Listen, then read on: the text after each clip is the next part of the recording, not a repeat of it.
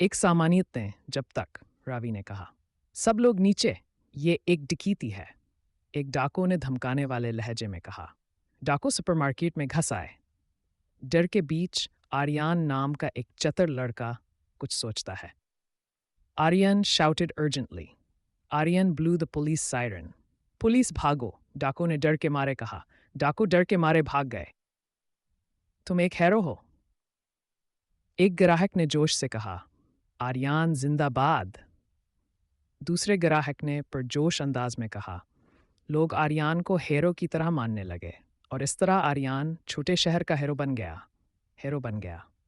आर्यन, मैं यकीन नहीं कर सकता कि तुमने डाकू भगा दिए। दोस्त यान ने हैरत से कहा। वो आसपास कहीं रहते तो नहीं होंगे, हमें मोहतात रहना चाहिए।